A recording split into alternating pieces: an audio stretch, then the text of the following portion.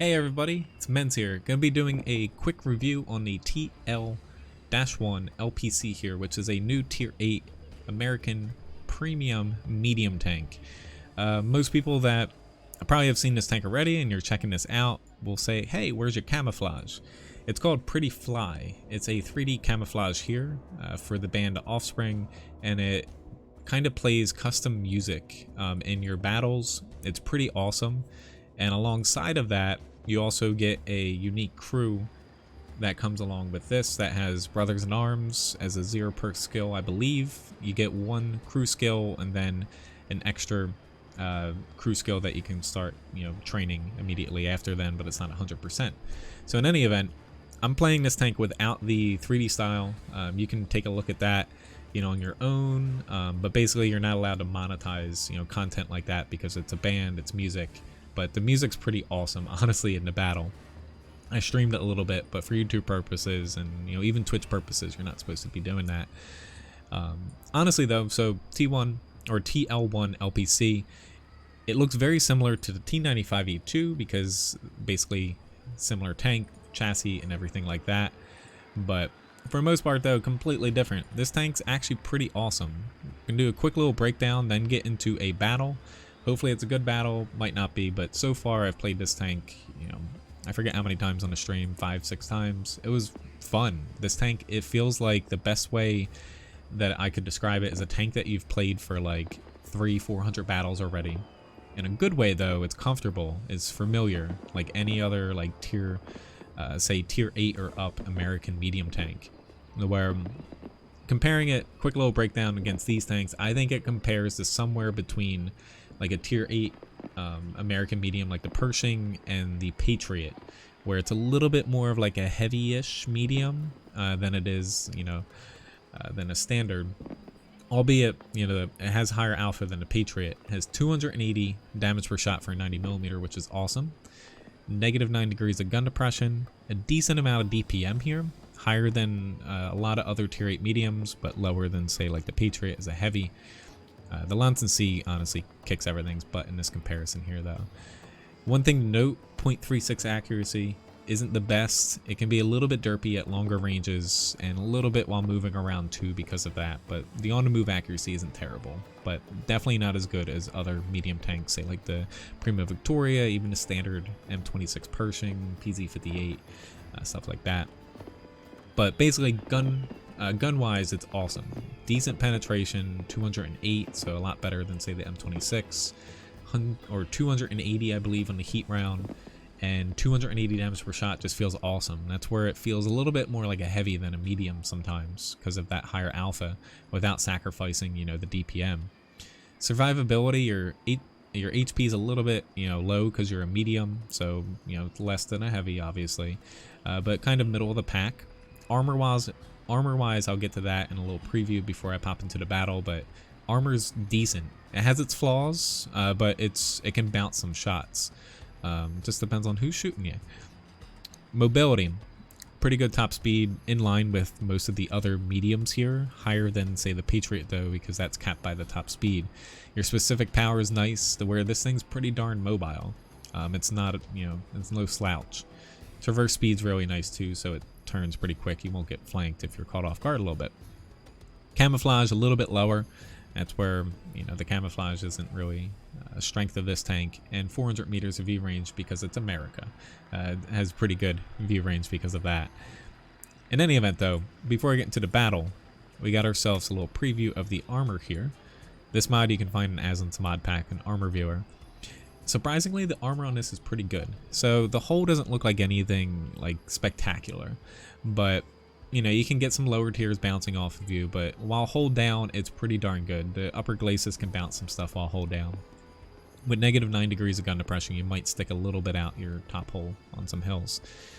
The strength of this tank is the mantlet. You can see it's pretty darn tough in most places, where like there's a couple little holes here or there, but for the most part, most of it is around 400 meters effective. The issue with the tank comes with the front turret that isn't covered with the mantlet. When you're hold down, this begins to get a little bit tougher, but tier 8 TDs I've found can pen this really easily. and obviously tier 9s and 10s can pen it, and the cupola is pretty weak as well.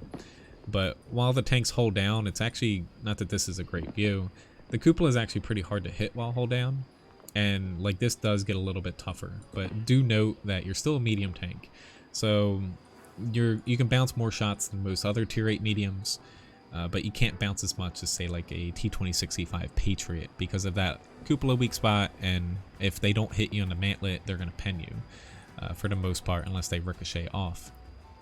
So let's pop into a battle, see what happens here. Whether I get a good match or a bad match, I do my reviews live here, and you know, we'll take what we get. So the question is, I had a lot of people ask me when I was streaming this morning, like, is this tank worth picking up? I always go over like crew training aspect. It's a pretty good crew trainer. However, at this point, most people probably already have a, you know, American medium crew trainer. So this might not be a very important thing when it comes to that, and crew booklets are a thing now, so you can train your crews that way.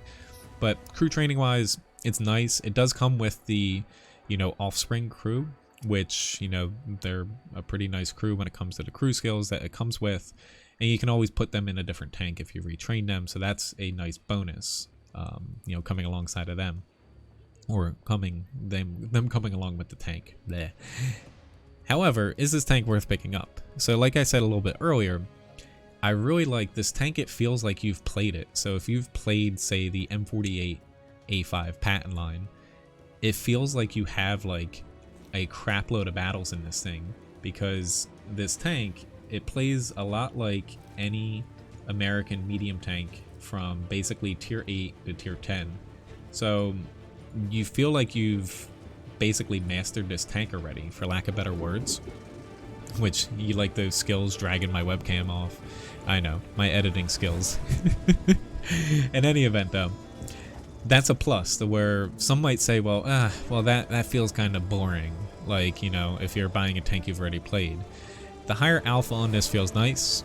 Honestly, like if you use the 3D style, like I'm not using that for streaming and video purposes here, because, you know, you're not allowed to monetize stuff like that. The music's awesome when it plays in the beginning of the battle, the end of the battle, or any epic moments that you're having. So there's that nice perk too. And gameplay wise, like this thing feels pretty nice. Like you can do a lot of damage. It feels easy to get that damage, and you're mainly hold down when you're trying to bounce things. Like if you're not hold down like most other American tanks, you're not really gonna have much armor. So it's really tough to, like, you know, say this tank isn't good, because it is. Like, I love American tanks. Like, if you've seen me stream or the amount of battles I've played in American tanks, I really like them. But they're kind of generalist, like jack of all trades tanks, for better or for worse. So just don't try to like pick fights with like things that can, you know, alpha strike you, or get into like a long brawl against things that have like a crap load of DPM, which, you know, we're about to do some special stuff here and take a crap load of damage because I'm an idiot. Sorry, dude. I just jumped in front of you. But if you're looking for performance, so we already went over the crew trainer. It's a decent crew trainer, albeit if you already have like a premium American medium, you got that covered already. Performance-wise, I'd give this a pretty high score, to where, like, it has the damage potential, it's got the flexibility, it's got view range, you know, it's got a little bit of everything. The only downsides I would say, like, obviously I took some easy damage here because I wasn't hold down, and we'll look at where everyone pins me. I'll play this battle and probably one more, as long as there's not a big gap in between them. Like, you know, it's really just accuracy, to where you can consider it kind of like a downside. 0.36 isn't terrible, but for a medium it is towards the bad end. And when it comes to the on-the-move accuracy, it's not like the best at that, but it's not like completely horrible. But it's just like trying to look for like downsides of this tanks. It's kind of hard writing up any one thing, because it's like a generalist tank, like jack of all trades, like most American tanks, to where, like, when I say that that's a downside, it's only a downside if you're going toe-to-toe against something that's like a specialist. If you're trying to outbrawl, like, you know, a Russian tank, or, you know, going up against an autoloader. But for people looking to pick up a fun tank to play, like, I give this, you know, a thumbs up, to where it's pretty fun to play because you're not really ever out of the battle. Like, you never feel that gimped because you can do everything in it. And it's not like the, say, M26 Pershing, where your base penetration's low and you wished you had a little bit more turret armor. So, you know, it's definitely a buy from me. Like, not to oversell this tank, but I love American tanks. I'm going to keep saying that, so I at least put that disclaimer in there. But I'll give Wargaming credit. I didn't know that this tank was coming out this early. You know, kind of caught me off guard. And it's not overpowered in a sense. Like, it's obviously better than the M26 Pershing, but I feel like it's in line with what most tier 8 mediums are in today's game, like the updated ones. So you're buying yourself a tank that performs well, and it's got the crew training if you like that. Credit earning potential's there because it can do damage without needing to chuck premium shells that often. And honestly, performing against tier 8s and under, it feels like you can really be like a, you know, you can tank some shots. You know, definitely be wary against the, which this guy's chucking premium now. Be wary against tier 8 TDs, and like if you're against those or you're against tier 9 or 10s, do be aware of your turret weak spots outside of the mantlet.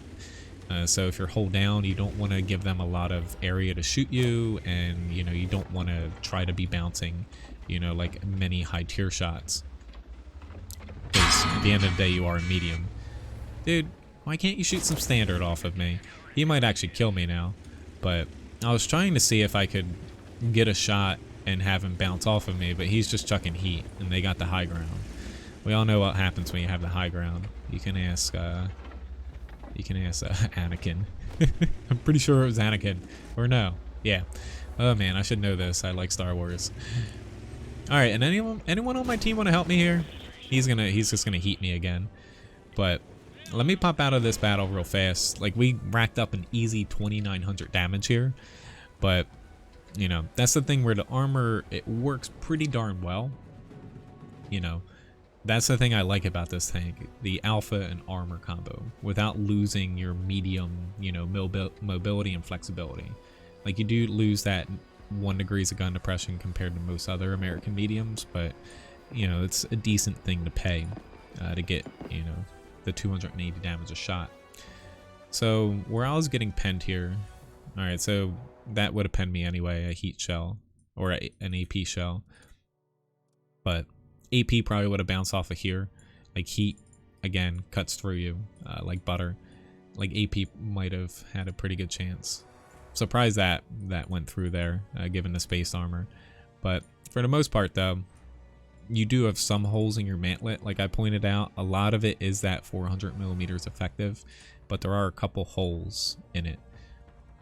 And like where I penned this guy, I ricocheted off the upper glacis. Again, he was hull down. Okay, and that was a weird shot that I took there. But like, I don't want to oversell the tank. Like, I'm pretty hyped up on it. Like, it is a new tank. This is like the first day it's been out. But like, really the only downsides I can find is if you're trying to bounce shots, like your turret isn't, you know, crazy good like you might think outside of the mantlet, albeit like where that Udes penned me, there's a hole, you know, around the gun for the most part. A lot of tanks have that though, and there's these little holes over here. Because if you look at where it's strong, even though this is all in Russian, there's three layers basically of armor on the mantlet, which gives it its toughness.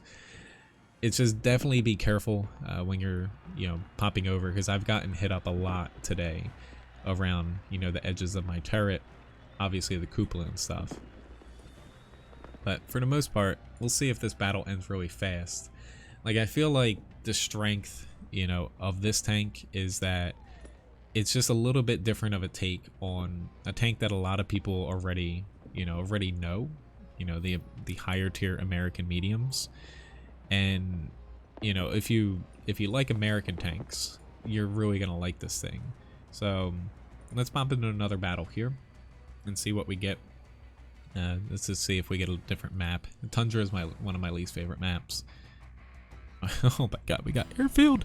Why airfield? Oh Lord. And for those curious about the Offspring, since I don't have the 3D style here, if you don't want to hear any of it, just do what I do. You can take off the 3D style. You hear none of that stuff outside of the unique crew. They have the unique voiceover. But whenever you pop into a battle here, it replaces every single map, the original music that each map has, with the music that is tied to that 3D style, the Offspring music. It also plays towards the end of the battle. It plays during like epic moments in the battle, I believe. And immediately when you exit the battle, it'll play a little bit of music in the garage as well, if you have that 3D style on your tank. So that's one little plus for those that like, you know, the little bit of added special things that Wargaming adds to things. Alright, we're going to try to play the Ridgeline, but couldn't have gotten a map that, yeah, I want to run into a rock and die in. Oh lord. What are you doing, EBR? But I guess my verdict, like, I'm going to focus more on the battle rather than talking about the specific tank here. My verdict on this tank is it's worth picking up.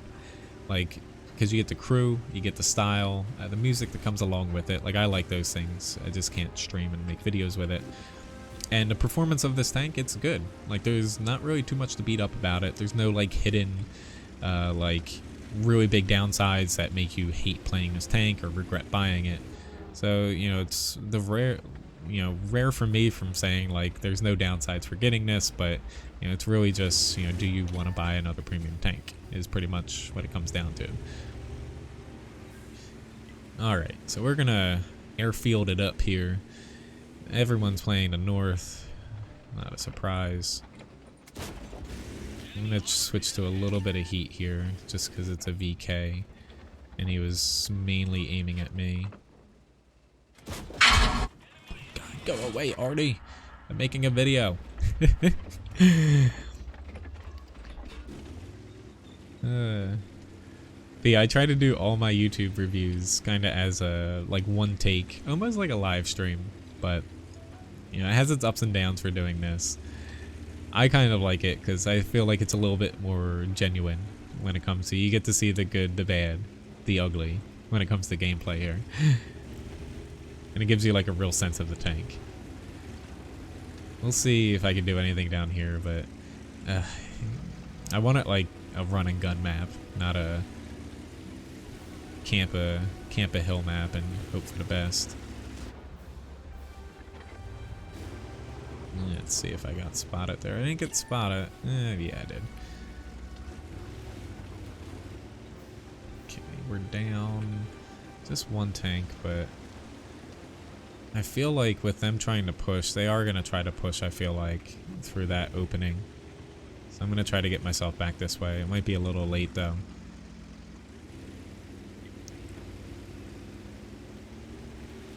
Any mods you see that I use as well, I mentioned it real quick for the armor viewer. Aslan's mod pack, you can find them in.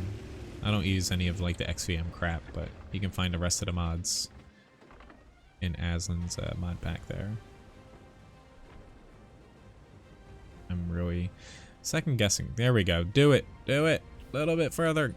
Thank you. I want to push in here, but I know it's a mistake pushing in here.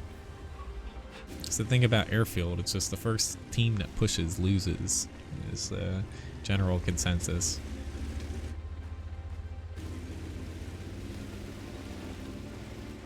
And while I mentioned earlier, like the upper glacis, you can bounce things while hold down, you do have to be careful about that. Just because while it is bouncy, if people are shooting heat at you, they actually can still penetrate you quite a bit if you're not careful. Just because the effective armor isn't, you know, say off the charts.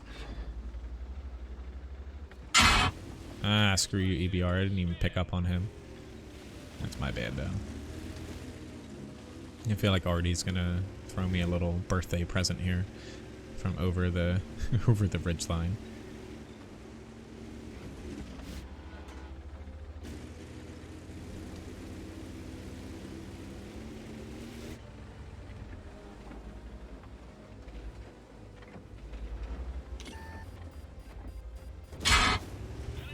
See, he got me in the top of the turret or the mantlet there. Or not the mantlet, the cupola possibly. Nope, maybe the turret. You just gotta be really careful because, like, I was really pushing like the comparison with the Patriot, but the Patriot definitely has a lot more wiggle room with its armor. You do have to remind yourself, you know, you're in a medium tank after everything. Like, it might look like you have a crap ton of armor, but oh man, yep, just screwed up there again. Ooh, Lord. I shouldn't have pushed over out of my little hole here. But obviously, there we go. Thank you, TD. I say obviously my RD's not shooting this area. There's a Progetto there. The EBR. Thank you. This TD is wrecking then. I'm glad he's on my team. Oh my god. There's a Borsig. And I missed! There's the difference between 0.32 and 0.36 accuracy though. Like if you're playing a accurate tier 8 medium. I feel bad for the WZ though. Like I really wanted to help that guy. I couldn't get to him. Because there's a Borsig here. The Progetto's dealt with now, but yeah. My team's gonna win this. Honestly, I kind of crapped it up a bit, but it kind of shows you though, like, how I was playing the center here. Like, I took a lot of little shots from the enemy. You really need to, like, point your turret directly at them. You need to be hold down, because if you're just off by a little bit, you know, they're gonna be able to penetrate you. I might get hit up and die here just in a blink of an eye. Yep, blink of an eye. Oh my god, I didn't even get a shot off. But still, this is a fun tank. I had a blast playing it earlier, and go figure, a lot better battles. But the good and the bad and the ugly I was talking about earlier. We'll see where people pen me, just to hammer home about the armor too, one final time. That, you know, the armor, I consider it a plus, but you still have to be careful. Like, obviously this penned me, but this guy, you know, he was shooting up at me, so that's why it bounced there. But on level ground, a P44 probably would pen that. This guy heated through the side of the turret, no surprise, but easy cupola hit from that guy. Mantlet hit, didn't hit in any of these holes, so it bounced. That's your main strength, is this big, fat, chunky mantlet. And yeah, all in all though, like, this tank is still a buy for me. And hopefully you guys enjoyed this video. Thank you very much for, you know, tuning into this review. And hopefully, you know, granted this is in the battle now, so you can't see it. But, you know, hopefully if you pick this up, you enjoy it. You appreciate the 3D style, because I think it's a pretty neat one, albeit, you know, it's not really historical or tanky by any means, so you can take it off if you don't like it. But thanks for watching the review.